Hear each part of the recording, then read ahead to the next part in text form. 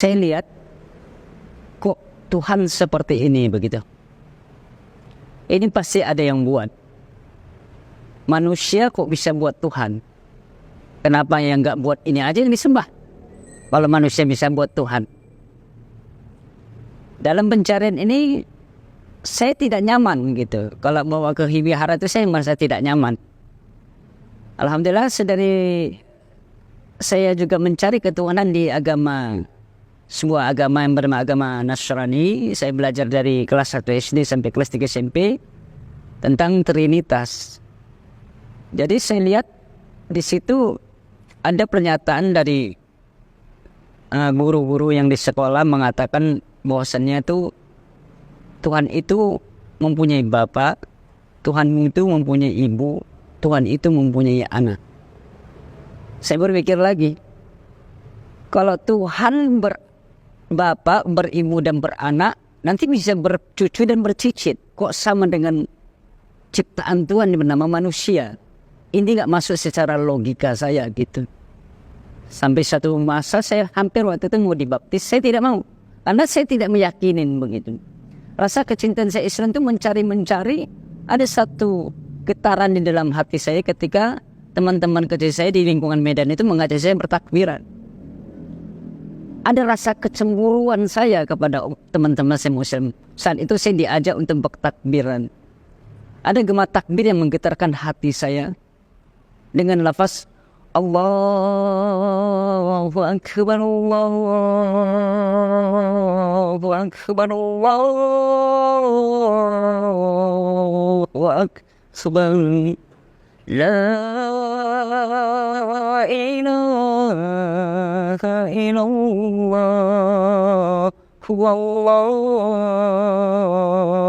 Akbar, Allahu Akbar, walillahil hamd. Kok Tuhannya orang Islam ini agung sekali. Seolah-olah saya merasakan langit itu menggema asma-asma Allah seolah menggetar. Kok Tuhanku tidak seperti ini? Ada rasa kecemburuan saat itu. Nah, dalam pencarian ini sepulangnya dari takbiran melalui kalau di Medan itu naik pick up namanya, beramai-ramai. Sampai turun dari pick up, teman-teman saya masuk masjid melanjutkan takbiran. Saya nggak dikasih masuk. Saat itu teman saya bernama Subki berkata, Ali, kamu tidak boleh masuk masjid. Loh, kenapa? Saya bilang, karena kamu bukan orang Islam. Saya merasa sedih. Saya protes kepada Tuhan, kepada suatu itu saya menyebut Allah. Saya hanya menyatakan kepada Tuhan, ya Tuhan, kenapa engkau tidak adil kepadaku sebagaimana teman-temanku, mereka dilahirkan dari seorang ibu yang muslim. Kenapa ibuku tidak muslim? Saya menangis. Di luar masjid itu saya duduk sendiri menangis. Engkau tidak adil kepadaku. Aku ingin mengagungkan engkau. Aku ingin memuliakan engkau. Tapi aku tidak bisa masuk ke rumah engkau. Inilah protesnya saat masih kecil dalam pencarian tentang ketuhanan. Nah, saat itu SMP saya meyakinkan bahwasannya saya mencari terus. SMP saya tidak mau makan lagi namanya daging babi di rumah. Karena ada satu kisah ketika saya di sekolah di SMP, saya masih tetap belajar agama Kristen. Saat itu saya telat keluar dari ruangan kelas saya untuk pindah ke kelas sebelah. Saya ditahan sama teman saya, udah duduk di sini aja di kelas ini. Saat itu pelajaran agama Islam, saya harus pindah. Nah, di situ menjelaskan tentang yang namanya haramnya daging babi. Sempat protes juga saat itu, saya bilang, kenapa sesuatu yang haram diciptakan sama Tuhan? Nah, suatu masa saya mendapatkan sebuah buku tentang ada yang zat atau binatang cacing pita yang di dalam babi yang kalau dipanaskan dengan panas sekian derajat Celcius pun dia tidak akan mati. Jika dia akan dikonsumsi, maka dia akan bisa berkembang biak. Saat itu saya tidak mau makan babi lagi di rumah. Orang tua saya mengalami kebingungan karena saya udah jarang makan di rumah. Setiap ada masakan yang bernama daging babi, minyak babi, saya nggak mau makan. Kadang-kadang saya minta uang untuk beli nasi, orang tua saya marah. Nah di situ orang tua saya mulai curiga sama saya. Alhamdulillah, mendingan saya nggak makan nasi atau nggak makan daripada saya harus makan babi. Itu mulai saya tinggalkan yang nama makan babi. Nah di situ dan mencari semenjak saya SMA, saya sekolah di saat itu setelah tamat SMP, orang tua saya menyuruh saya di sekolah Katolik. Saya bilang oke, saya minta uangnya, saya ngurus sendiri. Nah kebetulan teman-teman saya banyak sekolah di Tunas Kartika atau yang pemilik tentara punya TNI punya. Saya daftar di sana. Alhamdulillah soalnya banyak muslimnya. Karena kalau saya di sekolah Katolik pasti banyak orang non muslimnya gitu. Nah saat saya mencari itu saya berazam dalam diri saya bernazar. Saat saya SMA ini saya harus masuk Islam. Karena ada rasa khawatir dalam saya takut mati dalam keadaan kafir begitu. Karena katanya kalau saya dengar pengajian, kalau orang mati dalam keadaan kafir, maka dia tidak mendapat akan ditempatkan di dalam narnya Allah Subhanahu wa taala. Rasa ketakutan itulah membuat saya ingin segera memasuk Islam. Nah, saat di sekolahan ada pelajaran agama Islam dan agama Kristen. Saat itu saya tidak mau keluar dari kelas itu. Saya tetap duduk, yang agama Kristen pindah ke kelas sebelah. Lalu saya ditanya kepada guru saya. Beliau bernama guru agamanya Pak Suhaimi Hasibuan. Lalu saya ditanya, kamu kok tetap di sini nggak pindah ke sana? Kamu agamanya apa? Mudah Pak, saya bilang. Loh, kok nggak ikut ke agama kelas sebelah? Emang saya nggak boleh belajar agama Islam Pak? Oh kamu mau belajar agama Islam, kata guru tersebut. Iya Pak. Alhamdulillah boleh diizinkan saya. Ada rasa gembira bagi diri saya. Rasa senang amat sangat karena saya diizinkan untuk belajar agama Islam. Karena saya kepingin berkumpul di dalam kelas itu, kalau bisa kelas itu Islam semua gitu. Jangan ada kelas orang yang bercampur di luar agama Islam. Nah saat itulah saya belajar sehingga saya menyatakan diri kepada guru saya tersebut, Pak, saya ingin belajar agama Islam. Kalau bisa tolong nanti saya Islamkan diri saya. Oh baik, kata guru tersebut, Pak Suhaimi tersebut. Saat itu menjelang saya kelas 1 SMA tahun 87, saya lari dari rumah. Karena saya di rumah sudah tidak nyaman, ada namanya makanan minyak babi, daging babi, saya sudah tidak nyaman tinggal di rumah. Saya lari, saya bawa pakaian saya, tiba saat itu mau liburan sekolah, mau kenaikan kelas 2 SMA, itu saya sudah lari dari rumah mau pakai saya, orang tua saya tahu. Lalu orang tua saya menyuruh orang mencari saya kemana-mana. Saya ngumpet pindah sana pindah sini ke rumah teman-teman saya. Dan orang tua saya itu nggak begitu paham sekolah saya di mana. Karena sibuk dengan pekerjaan, orang tua saya itu berdagang. Yang satu lagi orang tua saya itu bekerja. Ayah saya merantau di suatu daerah yang bernama di perdagangan sebagai mandor. Nah saat itu saya lari dari rumah, saya ingin menyatakan di masuk Islam, tiba-tiba guru tersebut nggak berani. Kalau dia menyatakan, dia takut orang tua saya menuntut. Karena saya belum begitu dewasa begitu. Nah saya merasa kecewa. Karena saya sudah merasa, saya belajar di sekolah itu dengan kesungguhan. Saya belajar, alhamdulillah nilai di rapat itu saya dapat 8 atau 9. Sampai teman-teman Islam saya cemburu. Kok yang non-muslim nilai di rapor dapat 8 sampai 9, kok kami 6 sama 7. Ya kata guru tersebut memang dia benar ngisinya. Karena saya dulu lagi senang-senangnya belajar ilmu fikih, yaitu bukunya ada Sulaiman Rashid namanya. Nah di situ saya merasa kecewa. Tiba-tiba ada teman saya bernama Umar Rahman. Teman ini semenjak SMP saya juga berteman sama dia, sering main ke rumah dia tuh. Nah saya bercerita pada Pak Umar, Pak Suhaimi nggak mau ngislamin saya. Katanya tunggu saya tamat SMA. Saya nggak mau. Kalau bisa saya sekarang gimana ini marah. Alhamdulillah dia mendengarkan apa yang saya ceritakan. Kemudian dia berkata, Ali sabar ya, saya nanti ngobrol sama ayah saya. Alhamdulillah besoknya teman saya ini berkata, Li, kau disuruh ayah ke rumah, ayah mau ngobrol sama kamu. Alhamdulillah, setelah bercerita, lalu kata ayah teman saya ini, Pak Abdurrahman, seorang dosen di Universitas Pancabudi Medan, kalau memang begitu, ini mau masuk bulan Ramadan, kamu tinggal di rumah aja. Kamu sekolah bareng sama Umar. Alhamdulillah, saya tinggal di sana, saya disuruh puasa. Nah, pengalaman unik saya menjalankan puasa ini, begitu baru sekitar seminggu, saya puasa, saya jatuh sakit. Tubuh saya panas. Lalu, orang tua angkat saya menyuruh saya, gak usah puasa. Saya gak mau, tetap saya puasa. Karena ini pengalaman pertama saya berpuasa. Sekalipun saya belum bersyahadat. Belum masuk Islam. Tiba tepatnya tanggal 25 Mei tahun 1887 di pagi hari. Kalau tidak salah itu di malam di hari ke-27 bulan Ramadan. Saya dipanggil sama orang tua teman saya, Pak Abdurrahman ini. Mengatakan, Ali, Bapak lihat kamu ada kesungguhan untuk masuk Islam. Kapan kamu mau Islam? Bapak siap mengislamkan kamu. Saya merasakan ini sebuah kesempatan emas yang gak boleh disia-siakan lagi. Saya minta kepada orang tua teman saya ini, tolong Islamkan saya hari ini juga. Mereka juga bingung mendengar ucapan saya, karena saya minta segera diislamkan. Kalau gitu, kalau bisa malam nanti kita persiapkan.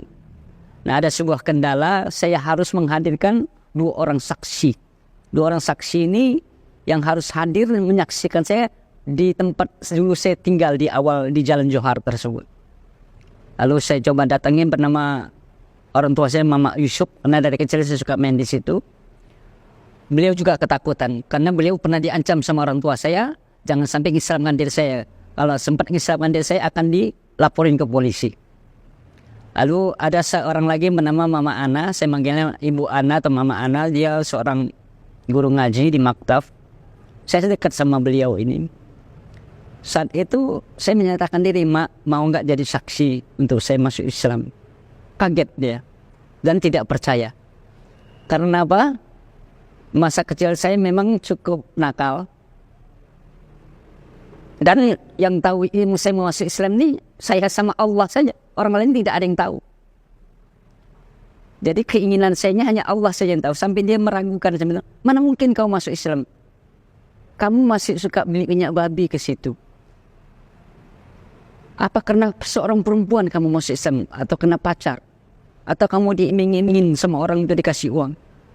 Saya menjawab, Mak, kalaupun saya beli minyak daging babi itu untuk kebutuhan dagang orang tua saya, kan saya disuruh orang tua. Kalau Mama mau tahu, tangan saya bungkus plastik ketika memegang panci tersebut. Jika terkena, saya cuci bersih-bersih pakai air. Dan saya masuk Islam ini lillahi ta'ala. Barulah beliau yakin, alhamdulillah malam itu mau menyaksikan saya masuk Islam. Namun keislaman saya ini orang tua saya tidak tahu sama sekali karena dirahasiakan. Dan saya minta dirahasiakan keislaman saya, jangan ada sampai satu kampung itu tahu saya masuk Islam. Karena ada ketakutan dari orang tua saya yang akan mencari saya, yang akan menuntut orang-orang yang mengislamin saya. Karena saat itu saya masih kelas 1 SMA dan saya buat surat pernyataan diri bahwasanya ini benar-benar keinginan saya tanpa ada paksaan dan suruhan dari orang lain. Alhamdulillah malam itu saya disyahadat, ada rasa haru. Begitu mengucap kalimat syahadat dibimbing oleh seorang kiai dan dari Departemen Agama Medan. Ketika saya mengucapkan kalimat asyhadu an la ilaha illallah wa asyhadu anna Muhammadar Rasulullah, ada rasa getar, ada rasa bahagia, ada rasa sedih. Karena hal ini sudah saya inginkan sejak dari dahulu, semenjak saya dari kecil. Dan saya bersyukur saat itu seolah-olah semua beban di dalam diri saya itu hilang. Yang mungkin selama ini yang saya cari saya sudah dapatkan. Bahkan saya sempat berkata dalam diri saya, mau kiamat-kiamatlah, yang penting saya sudah Islam. Ada rasa gembira yang amat sangat, karena yang saya takutkan Jika saya mati dalam keadaan kafir, maka Allah akan melemparkan saya di nerakanya jahanam Allah Subhanahu wa taala. Alhamdulillah malam itu saya diislamkan di keluarga Bu Hajah Zainabun. Beliau adalah mempunyai orang anak Pak Abdurrahman, dosen di Universitas Pancabuni Medan, dan memiliki cucu yang bernama Umar Rahman, adalah sahabat karib saya. Jadi masih daripada bundinya istrinya Pak Edi Rahmayadi, Permargaan Bis. Alhamdulillah rasa gembira itu amat sangat saya dapatkan. Saya sudah Islam. Selama ini keinginan dari kecil ingin saya cari, saya dapatkan. Malam hari itu saya dimandikan Islam. Besok pagi saya khitan. Dan di saat mau dikhitan saya disuruh mengucapkan 2 kalimat syahadat lagi. Alhamdulillah setelah 3 hari, saat itu saya tidak berpuasa lagi karena dalam keadaan khitan, saya dapat melaksanakan sholat Id pertama sekali. Tetapi keislaman saya ini rupanya menyebar juga ke orang-orang. Sampailah ada seorang yang diseganin di Jalan Johar di Medan Sekip itu mendengar keislaman saya dipanggil. Namanya Bang Tong. Saya dipanggil ke rumah dia karena mama yang jadi Islam, jadi mama Ana ini mungkin bercerita kepada beliau. Dia nggak percaya kalau saya masuk Islam. Alhamdulillah saat itu saya disuruh bersyahadat, saya dipeluk sama beliau. Rasa haru sampai beliau berkata, kalau ada apapun yang terjadi sama kamu, saya siap membela kamu, Ali. Saya bersyukur ada orang-orang yang banyak mencintai diri saya. Namun perjalanan hidup ini masih panjang harus saya lalui, terutama pertentangan dari keluarga saya.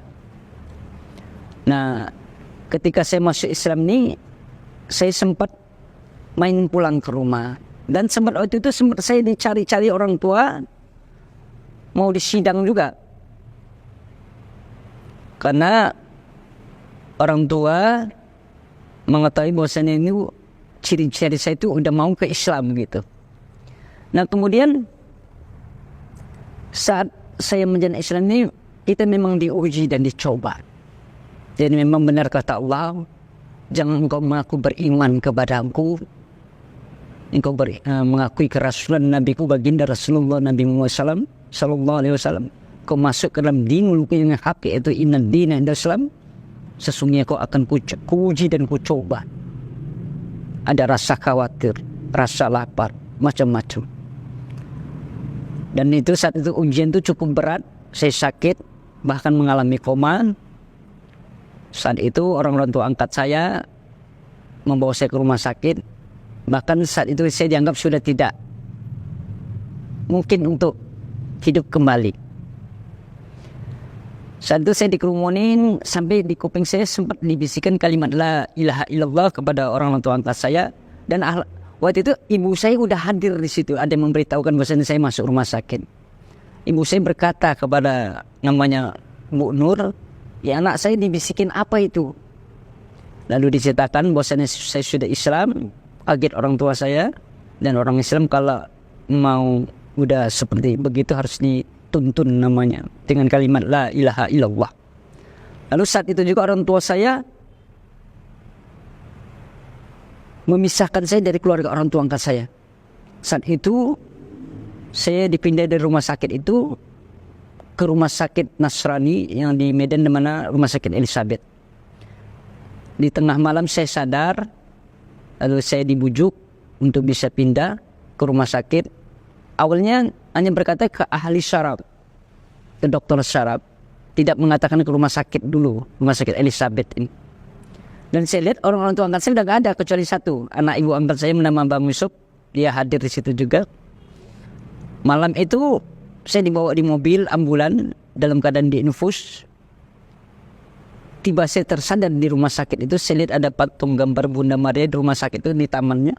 Saya protes, saya cabut infus tersebut karena saya nggak mau sampai masuk ke rumah sakit tersebut.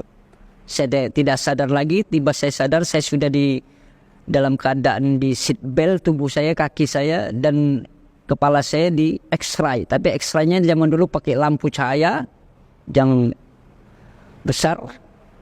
Di dalam seperti ada di kerangkeng kepala saya itu di X-ray otak atau kepala saya ini. Saat itu saya protes, saya minta pulang karena di rumah sakit itu ada khutbah tentang agama tersebut. Saya tidak nyaman, saya merasa tidak nyaman. Saat itu saya minta pulang, ibu saya marah, mengatakan saya anak durhaka, tidak mau ikut atau orang tua. Tapi ibu saya belum menceritakan tentang keislaman saya. Saya pun tidak memahami kalau ibu saya itu udah tahu gitu. Tiba setelah seminggu, waktu itu saya minta pulang, alhamdulillah anak ibu angkat saya Bang Yusuf ini ikut. Saya minta pulang, diantar naik beca. Setelah seminggu, alhamdulillah saya udah agak meninggal sehat. Saya pulang ke rumah pagi-pagi, ingin membantu mengangkat barang-barang dagangan orang tua saya. Nah, ibu saya saat itu sama sekali tidak mau ngomong sama saya, diam aja begitu. Saya merasa ada yang aneh gitu. Tapi saya tetap membantu orang tua saya itu mengangkat meja, apa yang dibutuhkan dari dalam rumah keluar untuk berdagang. Karena orang tua saya itu berdagang sarapan pagi gitu. Nah kemudian seminggu kemudian saya pulang lagi pasar pagi. Saya nggak pernah nginap di rumah, hanya sekedar datang membantu aja pagi. Lalu ibu saya berkata, Ali, kamu nggak salah masuk rumah, jangan kau langkahkan kakimu. Kau lihat nomor rumah ini benar-benar, apa nggak salah nomor kau masuk rumah ini. Saya merasa kaget atas ucapan orang tua saya. Karena orang tua saya berkata, kamu rupanya masuk Islam diam-diam ya. Udah kami larang, kamu tetap ngelawan, nggak mau nurut kepada kami. Saya diam aja. Saya sangat sayang kepada ibu saya. Saya tidak pernah mau membantah apa yang disuruh, tetap saya lakukan. Karena saya dari kecil, apapun yang disuruh ibu saya selalu mengerjakannya gitu. Nah saat itu saya merasa sedih. Anak orang tua saya berkata, mulai detik ini kau bukan anakku lagi. Ada rasa sedih saya karena saya lahir dari seorang ibu yang sangat saya cintai, menyatakan saya bukan anaknya lagi. Alhamdulillah saya tidak pulang ke rumah, namun orang tua saya tetap memantau saya rupanya. Nah saat itu orang tua saya sudah pindah namanya dari Jalan Johar ke Gulugur Bypass, Desa Silawas namanya. Dan menyuruh orang untuk membujuk saya pulang ke rumah untuk balik ke agama dulu. Tetap saya berkomitmen atas diri saya bahwasanya saya tidak akan pindah apapun yang terjadi bagi diri saya, sekalipun nyawa taruhannya. Karena rasa cinta saya sama Islam itu memang saya idam-idamkan dari kecil. Sampai ada seseorang memujuk saya mengatakan, Ali, tadi mama kamu pesan sama saya, pulanglah ke rumah. Ngapain kau tinggal di rumah-rumah orang? Gak jelas kehidupan kamu. Orang tua kamu masih sanggup menyekolahkan, menafkahin kamu, membiayai kamu. Kenapa harus tinggal di rumah-rumah orang? Dan balik ke agama dulu. Yang nyuruh ini beragama Hindu. Saya tetap tidak mau. Karena saya merasakan ujian ini adalah perjalanan hidup saya yang harus saya jalani. Nah, setelah sekian lama saya menjalankan Islam tersebut, alhamdulillah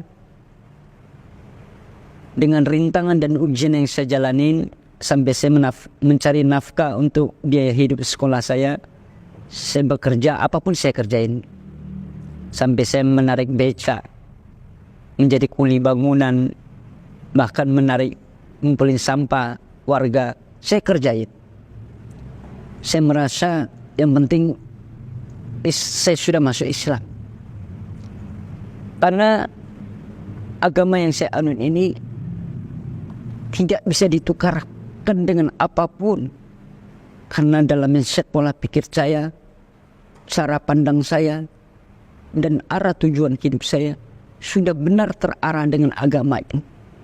Karena adalah sebuah agama yang menceritakan tentang fase kejadian tentang manusia dari alam ruh ke alam rahim ke alam dunia ke alam kubur atau alam barza, dan akan dibangkitkan ke alam yaumil masyar, sehingga nanti kita dihisab di sana, akan meniti titian syiratul mustaqim, dan arahnya ke dalam nar atau jannah tergantung amal ibadah kita.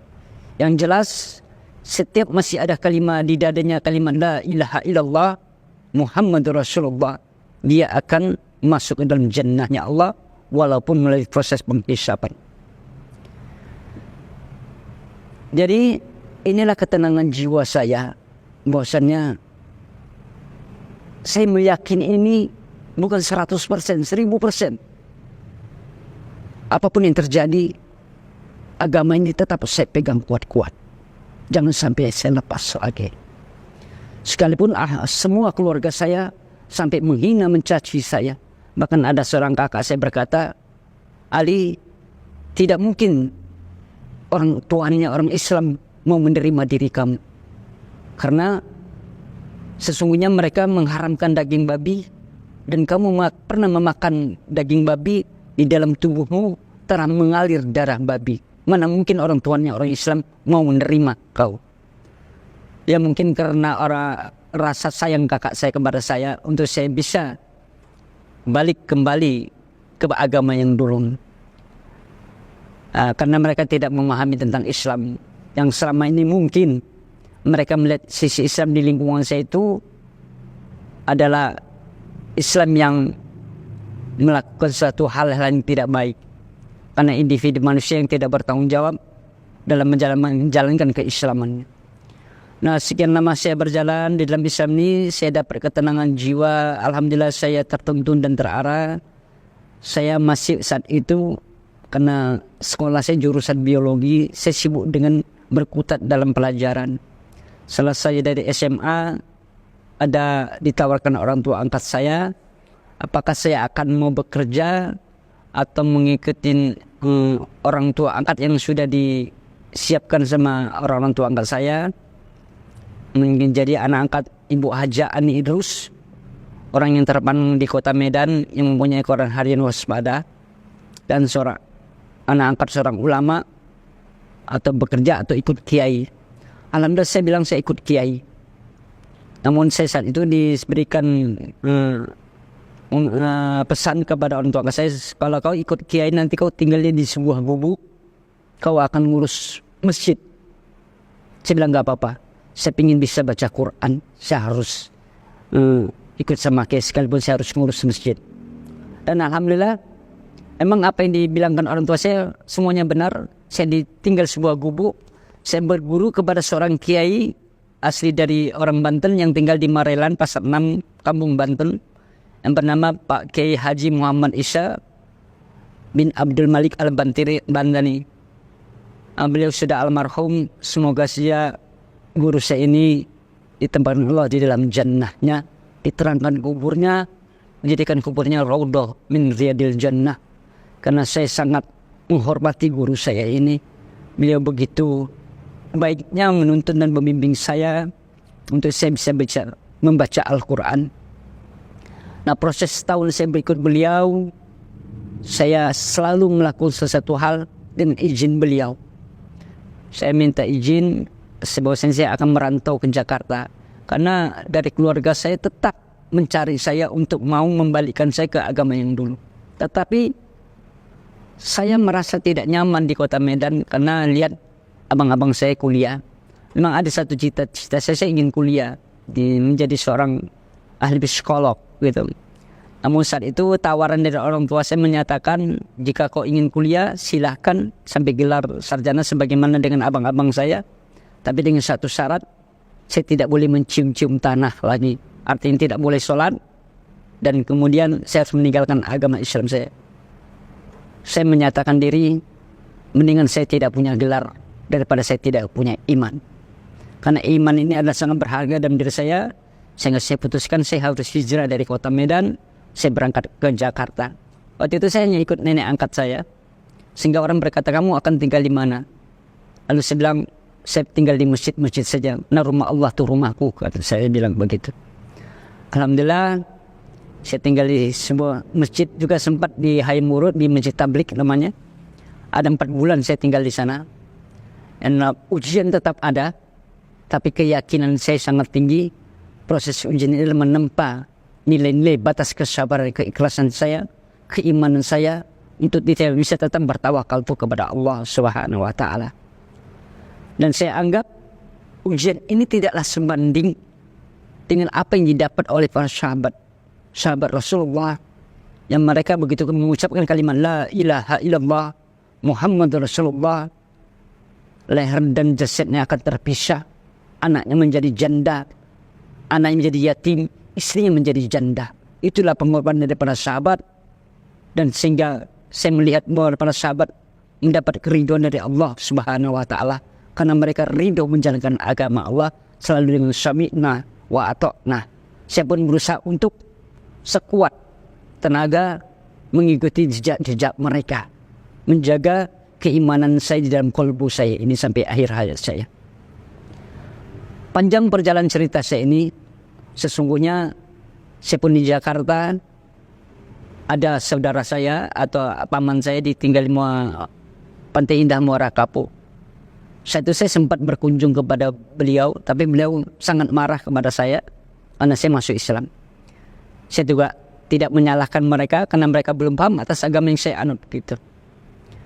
Dan mencari-mencari, saya sekalian ikut tablik, saya sekali menyampaikan rasa tanggung jawab saya kepada agama ini untuk menyampaikan, mentablikkan agama Allah ini adalah bagian dari tanggung jawab saya yang kita sudah mengaku beriman kepada Allah dan Rasulnya, sebagaimana para sahabat ketika masuk Islam mereka juga menyampaikan, mentablikkan agama Allah, berjuang bersama Rasulullah SAW. Sekian lama saya berjalan di sini, banyak tetap ujian dan cobaan yang dijalanin, namun saya tidak pernah berputus asa. Saya yakin-yakinnya bahwasanya kehidupan ini akan didapat sebuah kenikmatan kalau kita mau menjalin secara ikhlas dan sabar. Walaupun kita bukan orang ikhlas, walaupun kita orang bukan yang paling sabar, tapi berusaha untuk berbuat ikhlas dan bersabar, untuk tetap bertawakal kepada Allah Subhanahu wa taala. Karena saya yakin Allah pas berjanji kepada hamba-hambanya yang mengatakan, ya ayyuhallazina amanu in tansurullaha yansurkum wa yusabbit aqdamakum. Hai orang-orang beriman, kata Allah, barang siapa yang menegakkan, membantu, menolong agamaku, niscaya kau akan kutolong. Sahabat ngaji cerdas, pengalaman yang saya dapatkan ini adalah sebuah hidayah yang sangat tidak ternilai. Maka bagi yang kita sudah beriman, jangan lepas hidayah yang ada dalam kalbu kita hanya karena sesuatu hal yang bersifat duniawi. Ketahuilah, kerugian yang amat nyata akan didapatkan jika kita menggadaikan keimanan kita ini. Ini adalah sebuah agama yang hak, kesebenaran agama yang harus diyakini, dihunjamkan dalam kalbu kita, kepada diri kita, ahli keluarga kita, anak-anak kita, anak keturunan kita. Sebejat apapun diri kita, seburuk apapun kita, sebodoh pun apa kita, diri kita, maka kalau masih ada kalimat la ilaha illallah Muhammad Rasulullah dalam kalbu kita, asal kita tidak durhaka kepada orang ayah ibu kita, asal kita tidak melakukan kesyirikan kepada Allah Subhanahu wa taala, asal jangan sampai kita murtad atas agama Allah Subhanahu wa taala. Karena ini sebuah agama yang mulia yang tidak bisa dibandingkan dengan agama apapun. Sebagian Rasulullah mengatakan, al-Islam ya'lu wala yu'la alaih. Agama Islam adalah agama yang tinggi, agama yang sangat mulia. Tidak ada agama lain yang bisa menandingkannya, baik dibandingkan dengan apapun. Jadi kalau keyakinan ini, mari sama-sama kita hunjamkan dalam kalbu kita sampai akhir hayat kita. Mudah-mudahan kita juga bisa dimatikan dengan iman dan Islam, kita bisa dimatikan dalam keadaan husnul khotimah. Dan memang kenapa rata-rata saya perhatikan juga dengan kedua orang tua saya dan keluarga saya tidak mau menerima Islam bahkan sampai detik ini. Tetapi yang saya tangkap dari ucapan ibu saya, boleh engkau masuk agama lain asal jangan Islam. Sampai mengatakan boleh kau masuk Kristen, boleh kau masuk Katolik, asal jangan Islam. Lalu saya bilang, kenapa kau nggak boleh saya masuk Islam? Kalau kau masuk Islam, kau pasti tidak mau makan di rumahku lagi satu. Kalau engkau masuk Islam, saat aku mati nanti, engkau tidak bisa menyembayangkan, mendoakan diriku, kata orang tua saya. Itu yang ditakutkan sama mereka. Jika kau masih beragama di luar itu, kau masih bisa menyembayangkan diriku. Jadi agamanya itu fleksibel gitu. Kalau Islam itu mutlak, nggak boleh lagi makan babi katanya, nggak boleh lagi menyembayangkan orang tua. Dan mereka apalagi orang tua saya Konghucu dan Buddha gitu ya agamanya. Dan itu anggapan orang Chinese, mereka sangat cinta dengan leluhur.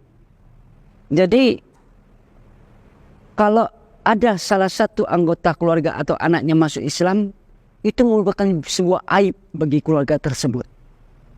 Apalagi keluarga dari pihak ayah saya itu memang cukup ningrat kehidupannya, cukup berada gitu.